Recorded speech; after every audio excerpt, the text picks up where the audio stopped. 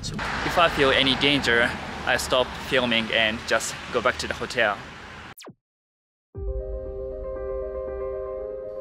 For the past 20 years or so, the Israeli government has been constructing a controversial separation wall, annexing Palestinian land inside occupied West Bank. Years after it was deemed illegal by a UN court, the wall still continues to cut through and divide Palestinian towns and villages, destroying the livelihoods of the people living there. I was always curious about what's really going on inside the separation wall, so I decided to enter Palestinian territory through an Israeli checkpoint in Jerusalem. In this second video of the Behind the Wall series, I will explore Bethlehem, a Palestinian city surrounded by the separation wall.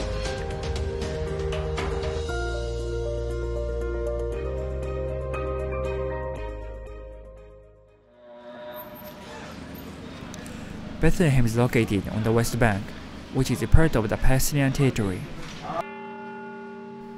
Actually, the city is known as the birthplace of Jesus Christ and has been the holy pilgrimage site for Christians for centuries. Most travelers go to Bethlehem via Jerusalem, which is under the control of Israel.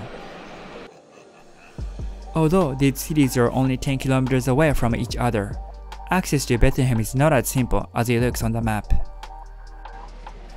There is a public bus service from East Jerusalem to Bethlehem, but since Bethlehem is controlled by the Palestinian Authority, there are security checks conducted by the Israeli military on access roads.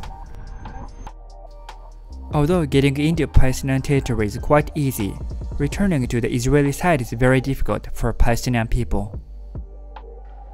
As a Japanese person, I fortunately didn't have a problem crossing the border, but I needed to bring my passport. On the bus to Bethlehem, I was looking at Google Maps on my smartphone, but I got confused because nothing happened when the bus crossed the border shown on the map. I found out later that Google Maps doesn't display the separation wall, checkpoints, nor any of Israel's illegal settlements as if it's covering the map, which has caused quite a controversy for Google. Honestly, this inaccurate map caused me a lot of confusion during my Palestine trip. After about 30 minutes, the bus arrived at the checkpoint. Since it was for people entering Palestinian territory, there was not any documentation check, and we were able to just walk right through the one-way entrance.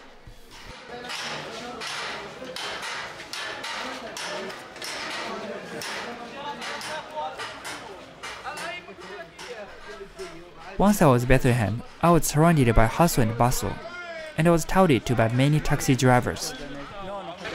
No, I'm going to the hotel. I can walk. I'm just going to the Banksy Hotel. No, it's very close. Guided by a kind Palestinian guy that I met on the bus, I headed to the city center. What's your name? My name is Hala. Hala. From Bethlehem. I'm Wes. Hi. How are you? It already feels very different from the Israel side. After walking a few minutes from the checkpoint, I could already spot a part of the separation wall. To be honest, it was quite jarring to see the looming 8-foot concrete wall, lined with watchtowers, cameras, and barbed wire.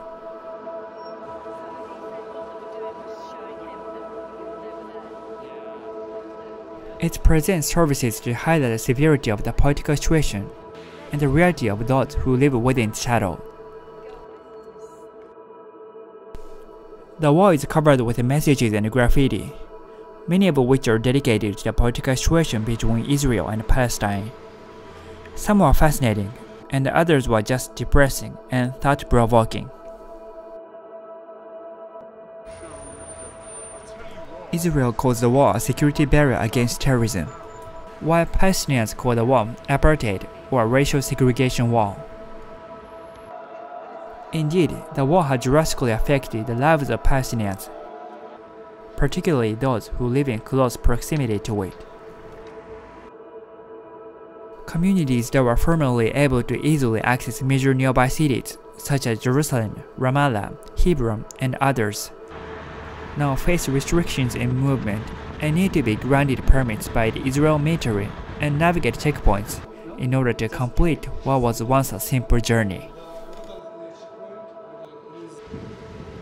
Although nowadays Bethlehem is well known for the political street art, the person who turned the wall into a vast canvas for the first time was the world-renowned British street artist, Banksy.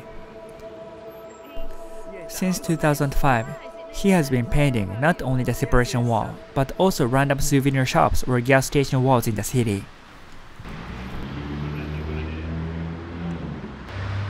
It's bigger than I thought. How did he paint this? In addition, Banksy opened the Travel Hotel in 2017, right in front of the separation wall. A lot of Banksy's artwork deals with controversial and political themes, and this hotel is no different. The lobby is open to non-guests as well, and that in itself is worth a visit. On the ground floor, a museum commemorates 100 years since the British took control of Palestine and helped kickstart a century of confusion and conflict. The apparent space is filled with fascinating artworks, most of which refer not so subtly to the Israeli-Palestinian conflict.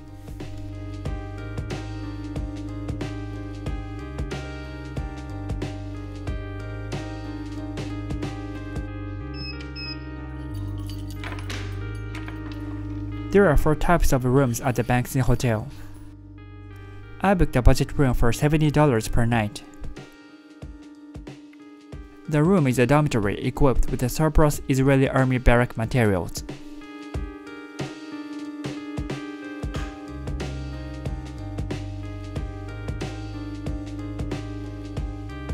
From the window of any room, you can only see the Israeli controversial wall, which is why it's called the hotel with the worst view in the world.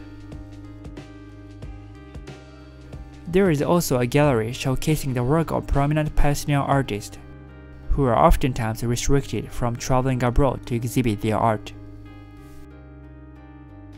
The hotel guests have a free entry to the museum, so let's go check it out. The little museum was my favorite part of the hotel, which the staff suggested visiting when I checked in. At its entrance, there is a life-size 3-dimensional mechanically controlled figure of Arthur Balfour positioned behind the desk, signing the Declaration of 1917.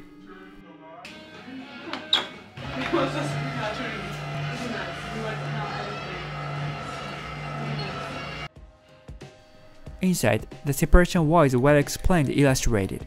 The many different restrictions on movement are clarified, and the entire scene of the history of the region comes to life. Unfortunately, filming was not allowed inside, but it was a great place to learn what is really going on in this part of the world. In the evening, I was about to go out for dinner when I heard some bad news. The hotel staff said 4 Palestinians were killed during an Israeli raid, and some people are protesting. The hotel staff told me that there's a strike in the city today, and it seems to be pretty intense. But they told me that I can still walk around, so that's what I'm doing. But if I feel any danger, I stop filming and just go back to the hotel. When I was walking around, I didn't feel unsafe, but there was one unusual thing. Yeah, this is also what the hotel staff told me. It seems like all the restaurants are closed because of that strike. I think I'm gonna get food at the hotel tonight.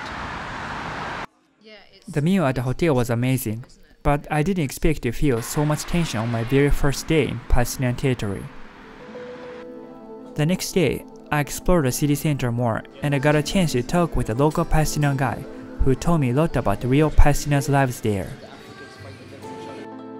This video is gonna end here, but I'm gonna share that experience with you in another video. If you're interested in learning more about Palestine in my Behind the Wall series, don't forget to subscribe so you won't miss the upcoming videos. Thank you for watching.